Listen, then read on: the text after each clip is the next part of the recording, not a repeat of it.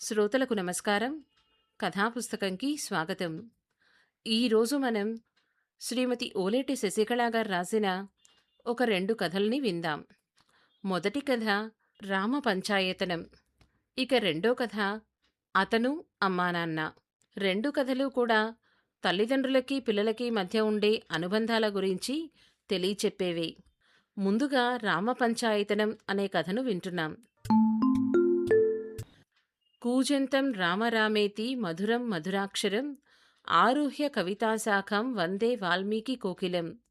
ఆ గొంతులో శ్రావ్యతను ఆ ఇంటి ఇల్లాలే కాదు, ఆ ఇంటి పెరట్లో విరబోసిన విష్ణుకాంచనాలు, కృష్ణ తులసి గుల్మాలు, పూతాపిందెతో నిండుచూలాలుగా వంగిన గున్నమామిడి, అంతెందుకు ఆ ఇంట పంచభూతాలు సైతం పరవశంగా ఆమోదిస్తూ ఆస్వాదిస్తున్నట్టే ఉంది. శ్రీరామనవమికి ఇంకా 10 రోజులుంది. వరదాచార్యులవారు మొదలుపెట్టిన సుందరాకాండ పారాయణ నిర్విఘ్నంగా సాగుతోంది. పైన చెప్పిన వారంతా శ్రోతలే, పునీతులే.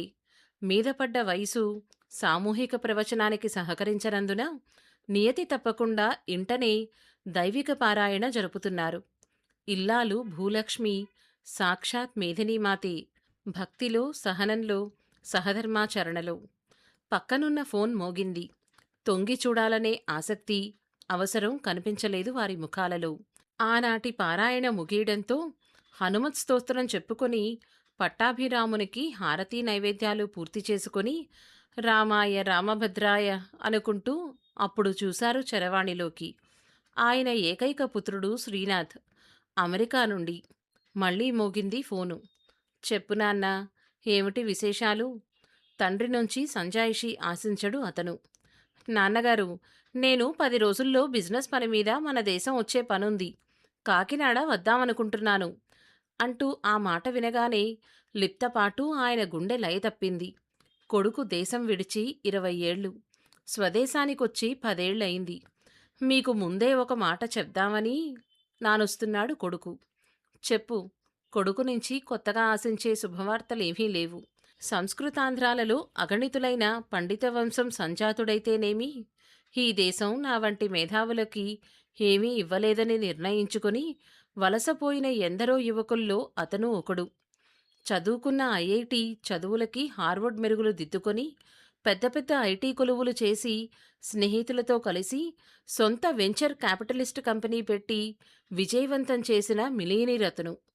అతడికి తండ్రికి డబ్బంత దూరం.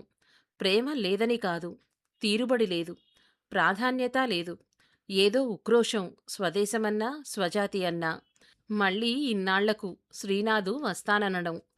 ఆచార్యులవారు, భూలక్ష్మమ్మ అసాధ్యాలకు ఎప్పుడో అతీతులైపోయారు. పేగుబంధం మెలిపెట్టినప్పుడల్లా రామనామ జపం జపించుకోవడమే. సంతోషం నాయనా, నీ ఇంటికి నువ్వు అతిథివి కాదుగదా, ఎదురు చూస్తూ ఉంటాం, ఎప్పుడొస్తావో చెప్తే అన్నారు ఆచార్యులవారు. నాన్నగారు, నేను సారా వస్తున్నాం. సారా మిమ్మల్ని చూడాలని పట్టుబడుతోంది.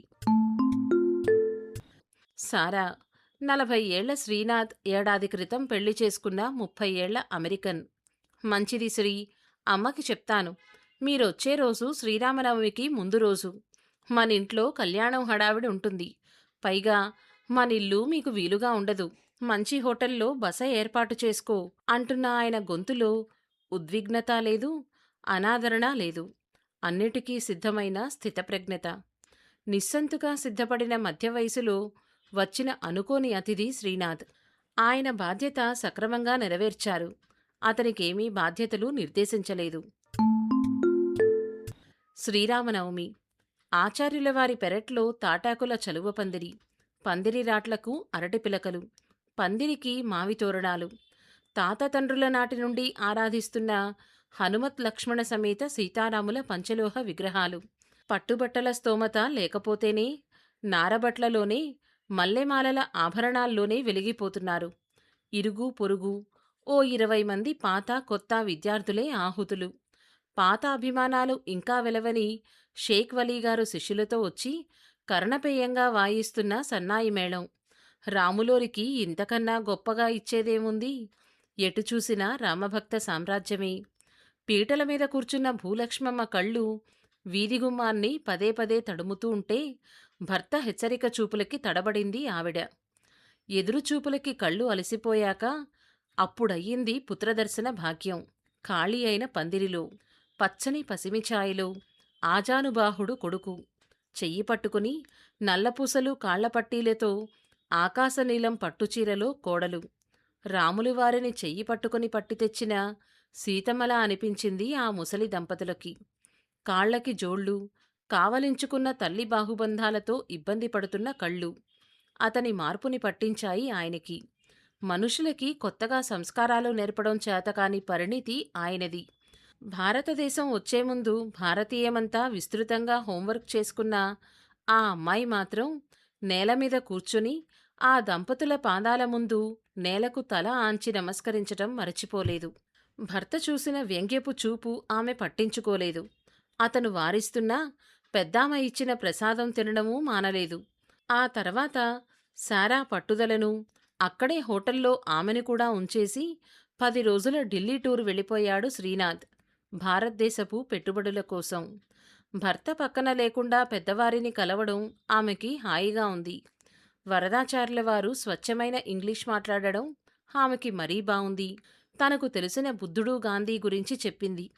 5 ఏళ్ల క్రితం ప్రేమ వైఫల్యాలు, వృత్తిలోని బాధ్యతలతో తన జీవితం గాడి తప్పి విపరీతమైన ఒత్తిడికి గురై వీడుకి తాగుడుకు అలవాటు పడినప్పుడు తన తల్లి మిత్రురాలు తనను సాయిబాబా భజన్లకు తీసుకెళ్ళిందని, అక్కడి ఆధ్యాత్మిక వాతావరణం, ఆయన బోధనలు తనకు ప్రశాంతతనిచ్చాయని చెప్పింది. ప్రపంచ ప్రఖ్యాత కెలాగ్స్ ఇన్స్టిట్యూట్లో ఎంబీఏ చేసిన తను శ్రీనాథ్ కంపెనీలో చేరడం, అతనితో పెళ్లి జరగడం అంతా కలలోలా అయిపోయిందని చెప్పింది. ఆ మిగిలిన 10 రోజులు ఆయన తనకు దొరికిన సద్గురువుగాను, భూలక్ష్మి గారిని భారతీయ సంప్రదాయానికి ప్రతీకగాను గౌరవించింది. పాశ్చాత్యురాలని తనను దూరం పెట్టే అవకాశం వారికి ఇవ్వలేదు శారా. అన్ని రోజుల్లో ఆమెను తమ దేవతార్చన గదికి రమ్మని వారూ పిలవలేదు, ఆమె అడగనూ లేదు. అడిగినదల్లా భారతీయ తత్వదర్శనం పుష్కలంగా దొరికింది ఆమెకు. ఆఖరి రోజు సీతారాములకి తలంబ్రాల బియ్యం వేసే వెండి కంచాన్ని అరిటాకులో పెట్టి తమింటి భోజనం ఆప్యాయంగా కోడలికి వడ్డించింది భూలక్ష్మమ్మ. పసుపు కుంకాలిచ్చింది. నేతచీరే పెట్టగలిగింది. ఆరోగ్యరీత్యా అక్కడ భోజనం చేయలేనని ముందే చెప్పిన కొడుకు హోటల్ ఖాళీ చేసి శారాను తీసుకుపోవడానికి వచ్చి తండ్రి చేతిలో లక్షల విలువ చేసే డాలర్ల చెక్కు పెట్టబోయాడు. తాకనైనా తాకలేదు ఆచార్యులవారు.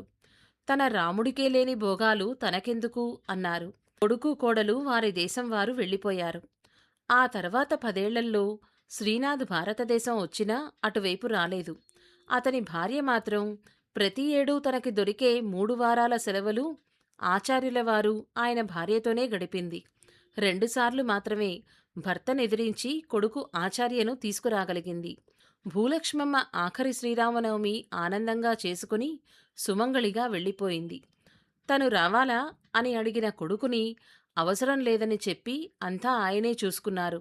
శారా మాత్రం అక్కడే ఉంది. తనది ప్రేక్షక పాత్రే అయినా ఆమె వదలలేదు. తన బాధ్యత అనుకుంది. తండ్రి వద్దన్న లక్షలు మళ్లీ పంపాడు శ్రీనాథ్, తల్లి పేరిట చారిటీలు చేయమని. భార్య కార్యక్రమాలన్నీ ముగిసిన మరుసటి రోజు మొట్టమొదటిసారిగా శారాను తమ దేవుని గదిలోకి పిలిచారు వరదాచార్యులవారు. తరతరాలుగా తమ ఇంట్లో అర్చనలు అందుకున్న శ్రీరామ పంచాయతనం, దేవతార్చన, సీతారాముల పంచలోహ విగ్రహాలను తనతో తీసుకువెళ్లాలని ఆదేశించారు. మామగారికి, తన సద్గురువుకి వంగి కాళ్లకు మొక్కింది ఆ పరాయి దేశపు పిల్ల. ఆ మండువేసవి కఠోరత ఆ వృద్ధ ప్రాణాన్ని ఆమర్నాడే తీసుకుపోయింది. ఒక మహాధ్యాయం ముగిసింది. కాలిఫోర్నియాలో శ్రీనాథ్ సారాలు ప్రతి సంవత్సరం శ్రీరామనవమికి పీటల మీద కూర్చొని తమ భారతీయ అమెరికన్ మిత్రుల సమక్షంలో ఘనంగా కళ్యాణం చేస్తారు. శ్రీనాథ్ తన మిత్రులందరికీ తమ పూర్వీకుల సనాతన ఆచారాల గురించి, తన తాతతండ్రుల పుణ్యకార్యాల గురించి, భారతీయ సంస్కృతి, రామాయణ వైభవాన్ని ఆంగ్లంలో గొప్పగా వివరిస్తూ ఉంటాడు. సారా అతని వ్యక్తిత్వంలో ఉన్న గుల్లతనాన్ని మనసులో కూడా ప్రశ్నించదు. తన గురువు ఆచార్యుల వారిలాగానే తను మాత్రం తన వంతు విరాళాలు తిరుపతి దేవస్థానం వారి వేద పాఠశాలకి, భద్రాచల రాముడికి, అమెరికాలో హిందూ దేవాలయాలకి భూరిగా పంపుతుంది. ఆచార్యుల వారి రామపంచాయతనం, దేవతా విగ్రహాలు, నిత్యపూజలు అందుకుంటూ అక్కడ గుడిలో అంత పవిత్రంగానూ ఉన్నాయి. సమాప్తం. ఇదండి శ్రీరామ పంచాయతనం అనే కథ. కొడుకు తనవాడైనా తండ్రి మాటని ఎదిరించి పరాయి దేశంలో స్థిరపడిపోయాడు. పాశ్చాత్య దేశంలో పుట్టి పెరిగిన కోడలు ఎంతటి అణకువ మర్యాద కలిగి ఉందో ఈ కథలో మనం విన్నాం. ఇక రెండో కథ అతను అమ్మా నాన్న. ఏంటిది సినిమా పేర్లా ఉంది అనుకుంటున్నారా? కాదు. చివరి వరకు తప్పకుండా వినండి. విని లైక్ చేసి షేర్ చేయండి. రెండు కథల గురించి మీ అభిప్రాయాన్ని తప్పకుండా కమెంట్ చేయండి. ఇక కథలోకి వెళ్దాం. కీళ్ల నొప్పులు సతాయిస్తున్నా అలాగే చిన్న ముక్కాలిపీట వేసుకొని పిడకలు దాలివేసిన పొయ్యి మీద సన్నని సెగన ఎర్రగా కాగిన పాలకు చిక్కటి ఫిల్టర్ డికాషన్తో కలిపి అర్ధసేరు పట్టే కంచు గ్లాసుల్లో పోసి పిల్లలందరికీ పేరు పేరునా కాఫీ ఇవ్వడం మహదానందం ఆవిడికి. పిల్లలంటే ఏ 10-12 అనుకునేరు. పెద్దబ్బాయికి 50 ఏళ్లుంటే కడపటి పిల్ల వయసు 35. మధ్యలో మరో 3 కొడుకులు, మరో కూతురు 3-4 ఎడమలో ఉన్నారు.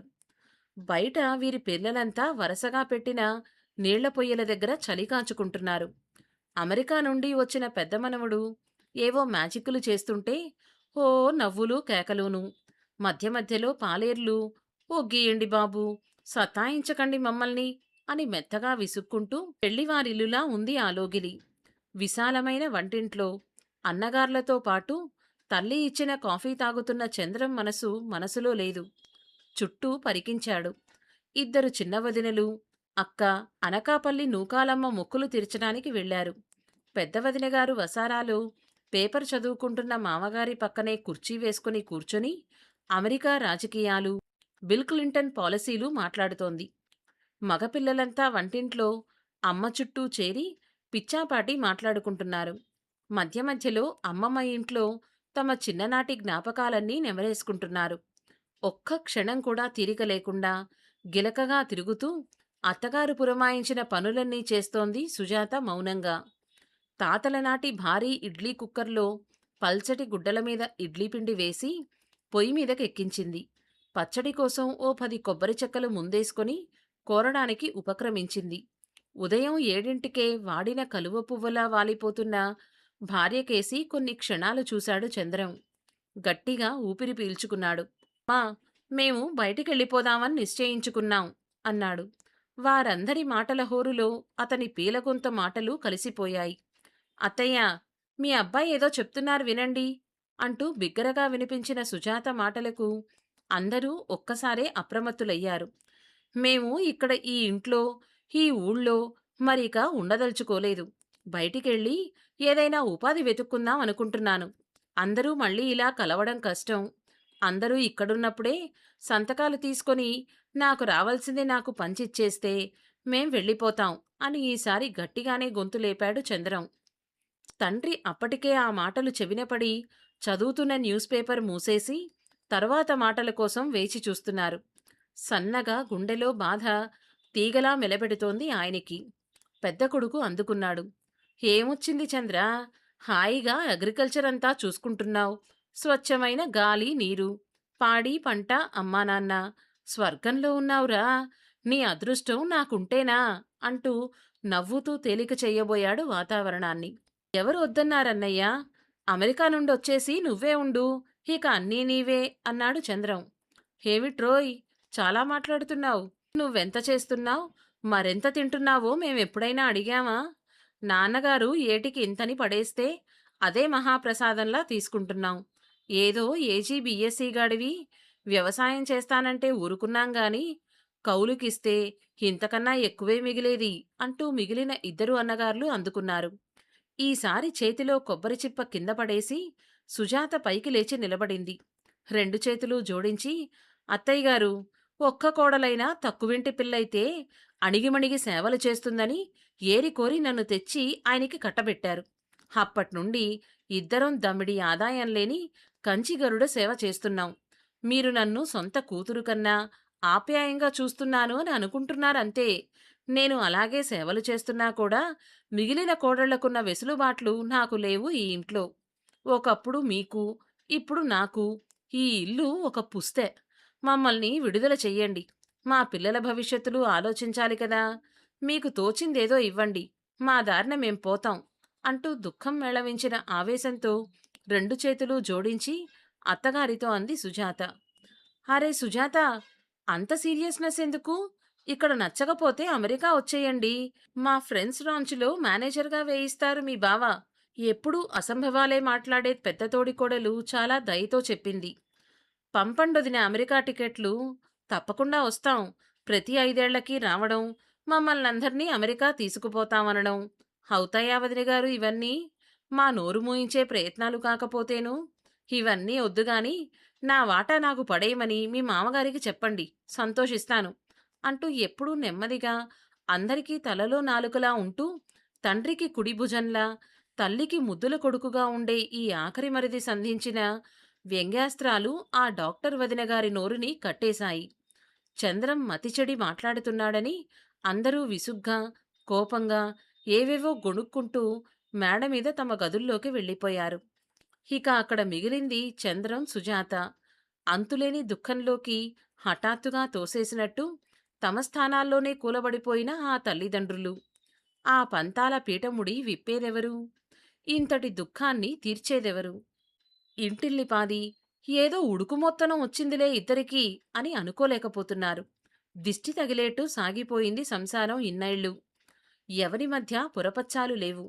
అభిప్రాయ భేదాలు లేవు. అసూయలు లేవు. ఆరళ్ళూ లేవు. అందరినీ ఒకవేపు, సుజాతని ఒకవేపు తూచి నెత్తిన పెట్టుకుంటుంది అత్తగారు. ఆమె మెట్టిన క్షణం నుండి, పొద్దున పేపరు, కండువా నుండి పడుకోబోయే ముందు రాగి చెంబుతో నీళ్లు తండ్రి మంచం దగ్గరకే అందించే ఆసరా ఆ ఆఖరి కొడుకు. వెంట్రుకవాసి బీట కోటలని కూల్చేయగలదు. సుజాత మనసులో పొడచూపిన ఆ అసహన రేఖ ఆస్తులను చీల్చింది. అత్తమామల గుండె క్లేశంతో రగిల్చింది. ఇల్లు విడిచే రోజు సుజాత తనను గుండెలో పెట్టుకుని సాకిన ఆ అత్తగారి పసుపు పూసిన గౌరీపాదాలను తాకరైనా లేదు. మామగారిని సెలవడగనూ లేదు. భర్త పిల్లలతో గుమ్మం మాత్రం దాటింది. ఇదంతా మౌనసాక్షులుగా చూస్తున్న ఆ వృద్ధుల ఇంత దుఃఖాన్ని తీర్చేవారెవరు? కొన్ని గంటల నుండి అతను అక్కడే కూర్చొని తన చేతిలోని ఫోన్లోకి, పైనున్న రామనీళ్లపు ఇథియోపిన్ ఆకాశంలోకి, తన చుట్టూ వేల ఎకరాల్లో పరుచుకున్న గులాబీ తోటలకేసి ఎలాంటి గమ్యమూ లేకుండా చూస్తూనే ఉన్నాడు. పనివారు ముళ్లను తప్పించి గులాబీలు కోస్తుంటే అతనికి సమస్యను పరిష్కరించుకోకుండా ఇల్లు వదిలిన తన దుడుకుతనం గుర్తొస్తోంది. 20 ఏళ్ల సుదీర్ఘ ప్రయాణం. మంచికో చెడ్డకో తెలీదు. కాని ఈనాడు ఈ ఇథియోపియా పీఠభూమి మీద తననొక భాగస్వామిగా, అంతర్జాతీయ రోజ్ మర్చెంట్‌గా నిలబెట్టింది.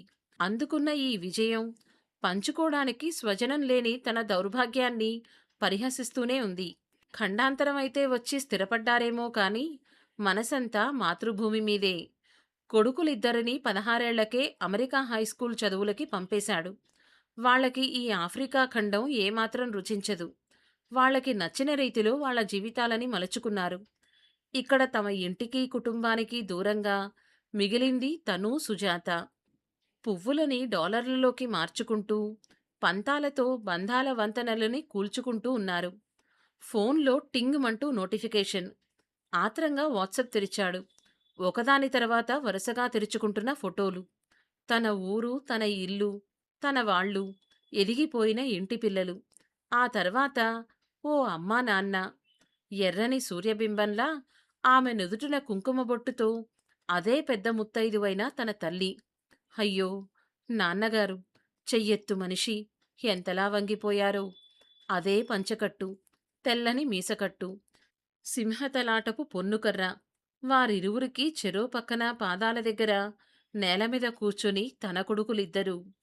ఇన్నేళ్ల వియోగం తర్వాత తన అమ్మానాన్నలను అలా కళ్ళారా చూసుకుంటుంటే అతనికి నిర్దయగా వారి చేతిని వదిలించుకు వచ్చిన వైనం, ప్రవాసంలో పడ్డ అష్టకష్టాలు, గతుకుల దారులు, అవన్నీ దాటి పనసాయంలోకి వచ్చిన జీవితం.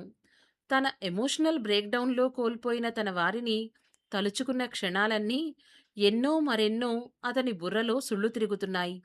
కరుడు కట్టిన గుండె కరుగుతుంటే కన్నీటి సునామీయే అయ్యాడు. కానీ ఇంతటి దుఃఖాన్ని తీర్చేదెవరు? ఇంటికి దూరంగా ఉన్నాడుగా. సో, ఏం చేద్దామనుకుంటున్నారు? అంటూ ఎప్పుడొచ్చిందో మరి సుజాత ప్రశ్న. ఇదంతా మీ పెద్దన్న పిల్లల నిర్వాకం. ఆ పెద్దాడు వీళ్ళందరితో కనెక్ట్ అయి ఉంటున్నట్టున్నాడు. తెంపుకున్న బంధాలు మళ్ళీ ముడేస్తాట. నాన్సెన్స్. మీ నాన్న 90వ పుట్టినరోజుట. పాత అసూయస్థానే డబ్బు తెచ్చిన అహంకారం ఆ గొంతులో వినిపిస్తోంది. నే వెళ్తున్నాను అంటూ కళ్ళు తుడుచుకుంటూ ఖచ్చితంగా చెప్పాడు చంద్రం. వెళ్ళండి, నేను విషం తాగుతాను అంటూ బెదిరించింది సుజాత. హే బేజా, your ma'am wants some pesticide it seems. Please help her అంటూ పదును గొంతుతో చంద్రం గులాబీలు ప్యాక్ చేస్తున్న వర్కర్తో అరిచి చెప్పాడు. పో, ఏం చేసుకుంటావో చేసుకో అన్నట్టు భార్యకేసి చూస్తున్నాడు. ఆ మర్నాడు ఉదయం బోలే అంతర్జాతీయ ఎయిర్పోర్ట్ నుండి భారత్కు బయలుదేరిన విమానంలో బిజినెస్ క్లాస్లో అతను కూర్చున్నాడు.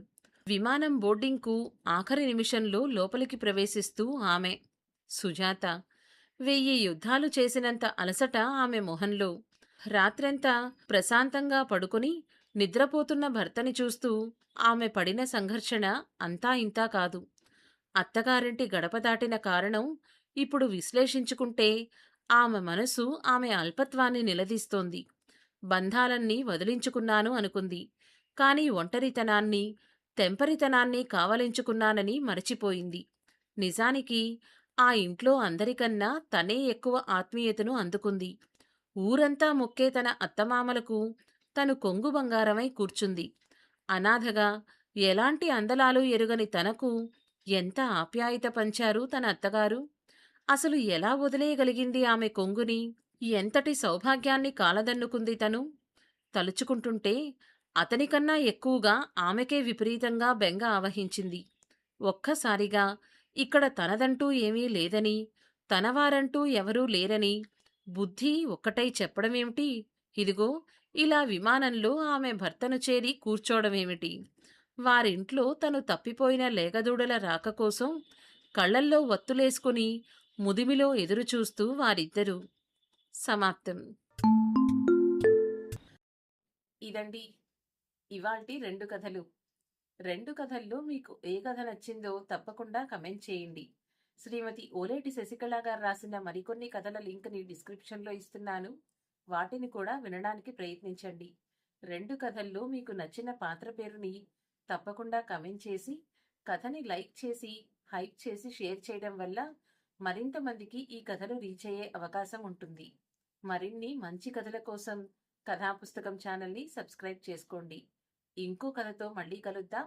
అంతవరకు సెలవు. ధన్యవాదాలు.